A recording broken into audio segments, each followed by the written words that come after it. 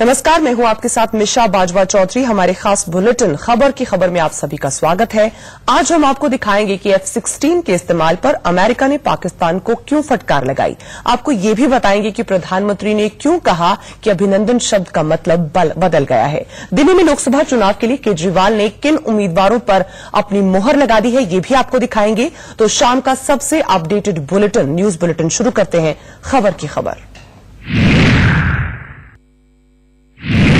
Border से एक दिल दहलाने वाली खबर आ रही है। दरअसल पाकिस्तान की तरफ से लगातार हो रही फायरिंग में पुंछ में एक पूरा परिवार उजड़ गया है, जिसमें एक महिला समेत उसके 2 बच्चों की जान चली गई है।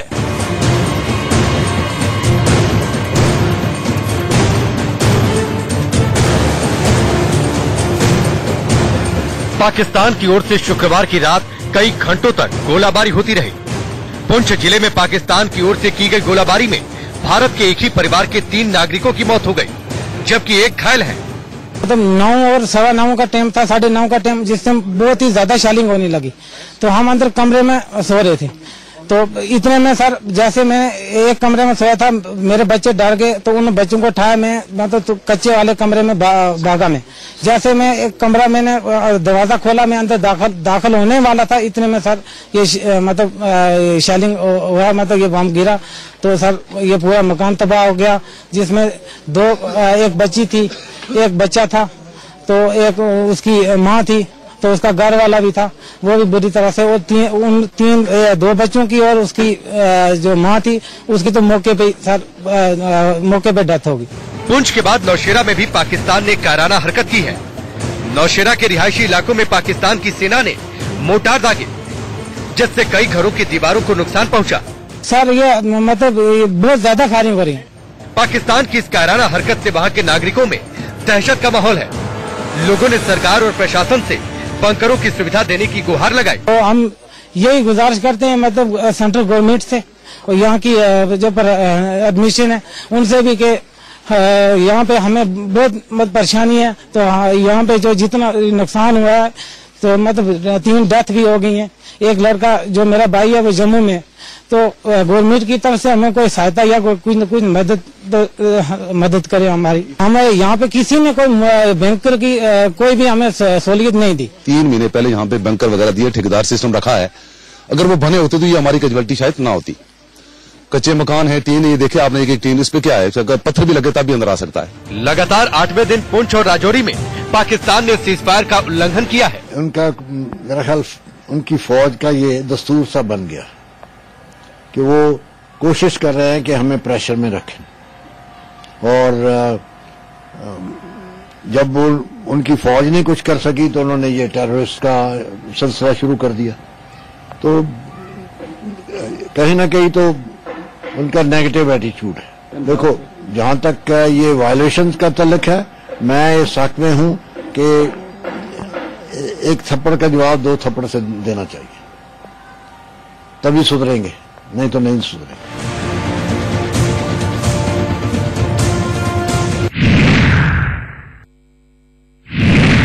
खबर की खबर ये कि चारों तरफ से मुंह की खाने के बाद भी पाकिस्तान अपनी करतूत से बाज नहीं आ रहा है। पाकिस्तानी हरकतों को देखते हुए पीएम मोदी ने भी सेना को कार्रवाई करने की खुली छूट दे दी है। भारत के खिलाफ पाकिस्तान ने F-16 विमान का इस्तेमाल किया था। इसको लेकर अब पाकिस्तान बुरी तरीके से फंस गया है। अमेरिका ने पाकिस्तान से उसकी इस कार्रवाई पर जवाब मांगा।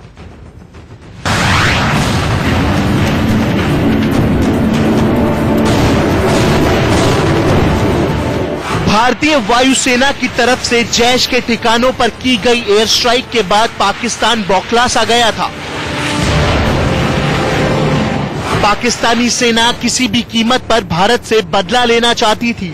साथ ही पाकिस्तानी जनता को ये संदेश भी देना चाहती थी कि पाक सेना भारत पर जवाबी कार्रवाई कर सकती है।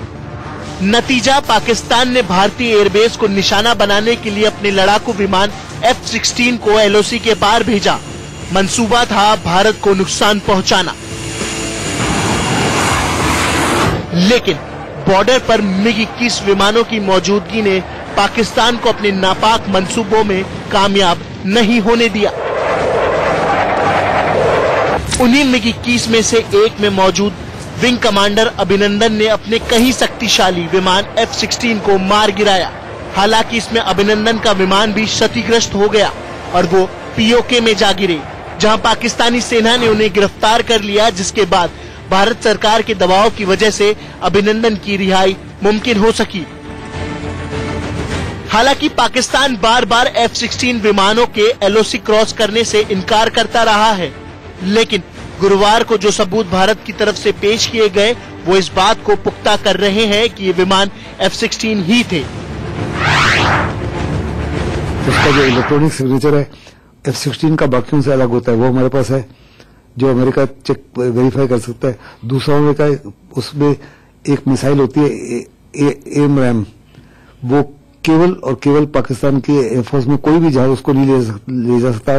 F-16 और उस मिसाइल के टुकड़े मिले जो उन्होंने दर्शाए, और ये मिसाइल केवल F-16 ले जाता है, जिससे साफ तौर पर नजर आता है कि F-16 है।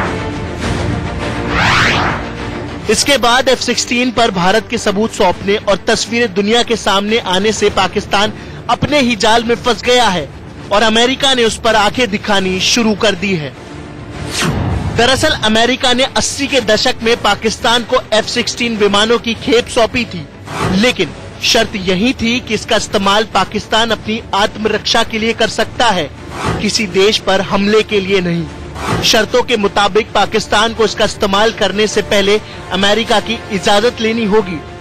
नियमों का उल्लंघन होने पर अमेरिका पाकिस्तान के खिलाफ कार्रवाई भी कर सकता है।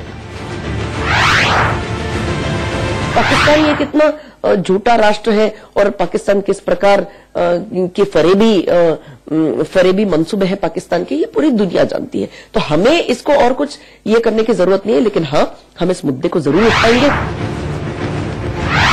अपनी तरफ आंख उठाने वाले आतंकियों को साफ करने के लिए अमेरिकी पाकिस्तानी एयरबेस का इस्तेमाल करता रहा है, इसलिए वो पाकिस्तान को भारी भरकम रकम भी चुकाता है।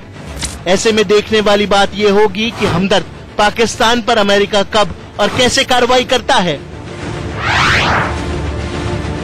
खबर की खबर ये कि F-16 अमेरिका में बना लड़ाकू विमान है, जिसकी खरीद की शर्त ही यही थी कि पाकिस्तान इसका इस्तेमाल आत्मरक्षा के लिए कर सकता है, किसी पर हमले के लिए नहीं। दिल्ली के विज्ञान भवन में प्रधानमंत्री नरेंद्र मोदी ने विंग कमांडर अभिनंदन की वीरगाथा की जमकर तारीफ की और कहा कि पहले अभिनंदन का मतलब कांग्रेचुलेशंस होता था, लेकिन अब इस शब्द के अर्थ बदल गए। हिंदुस्तान जो भी करेगा दुनिया उसको गौर से देखती है।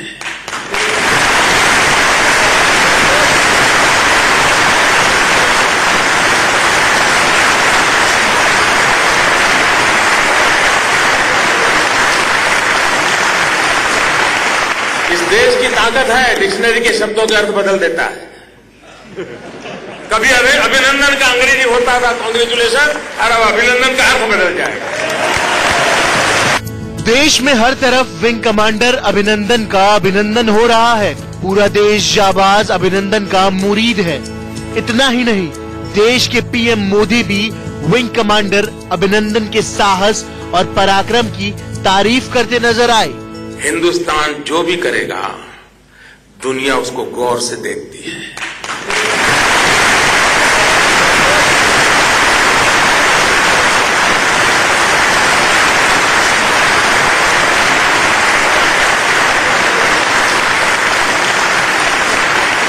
इस देश की ताकत है, डिक्शनरी के शब्दों के अर्थ बदल देता है। कभी अभिनंदन का अंग्रेजी होता था कांग्रेचुलेशन, और अब अभिनंदन का अर्थ बदल जाएगा। दिल्ली के विज्ञान भवन में आयोजित एक कार्यक्रम के दौरान पीएम मोदी ने कहा कि आज भारत की ताकत शब्दों के मायने में बदल देती है। आज की डिक्शनरी में अभिनंदन शब्द का अर्थ अब बदल चुका है। हिंदुस्तान जो भी करेगा दुनिया उसको गौर से देखती है।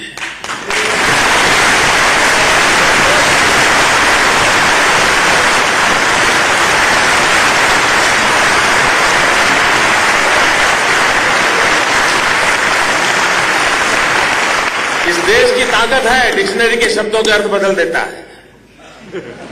कभी अभिनंदन का अंग्रेजी होता था कांग्रेचुलेशन, और अब अभिनंदन का अर्थ बदल जाएगा। पीएम मोदी ने अपने संबोधन में भारत को एक पराक्रमी राष्ट्र बताया। उन्होंने कहा कि दुनिया हिंदुस्तान की हर बात को गौर से देखने लगी है और हमें इसी तरह से आगे बढ़ना है।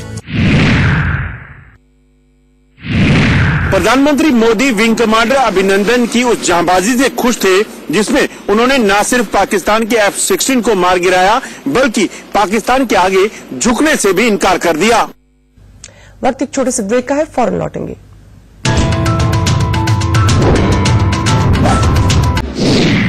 दो 2019 के लोकसभा चुनावों को लेकर आम आदमी पार्टी से एक बड़ी खबर आई। आम आदमी पार्टी ने अपनी दिल्ली की 7 सीटों में से 6 सीटों पर उम्मीदवारों के नाम का ऐलान कर दिया है। 2019 लोकसभा चुनाव में अपने उम्मीदवारों के ऐलान के साथ ही आम आदमी पार्टी ने ये साफ कर दिया है कि वो विधानसभा की तरह अकेले चुनाव में उतरने के मूड में हैं। हालांकि पहले ये अटकलें लगाई जा रही थी कि 2019 में बीजेपी को हराने के लिए कांग्रेस और आप साथ आएंगे, लेकिन कांग्रेस इससे पहले ही खारिज कर चुकी है। अगले एक हफ्ते के दौरान लोकसभा चुनाव की आचार संहिता घोषित होने वाली है, तो आम आदमी पार्टी ने आज अपने उम्मीदवार घोषित करने का निर्णय लिया है। नॉर्थ ईस्ट दिल्ली से पार्टी नेता दिलीप पांडे चुनाव लड़ेंगे। इस सीट से 2014 में बीजेपी के मनोज तिवारी जीते थे। वहीं दक्षिण दिल्ली से आम आदमी पार्टी के राघव चड्ढा को टिकट दिया गया है। राघव पेशे से चार्टेड अकाउंटेंट है और वो लंबे समय से आम आदमी पार्टी के साथ जुड़े हुए हैं। इस वक्त बीजेपी के रमेश विदुड़ी यहाँ से सांसद है।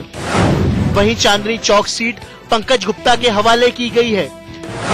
वहीं नई दिल्ली लोकसभा सीट से ब्रजेश गोयल चुनाव लड़ेंगे। नई दिल्ली से इस वक्त बीजेपी की मीनाक्षी लेखी सांसद है। पूर्व दिल्ली से आप की जानी मानी नेता आतिशी को पार्टी ने चुनाव मैदान में उतारने का फैसला लिया है। यहाँ इस वक्त बीजेपी के महेश गिरी सांसद हैं। गुग्गन सिंह को उत्तर पश्चिमी दिल्ली से चुनाव मैदान में उतरने का ऐलान किया गया है।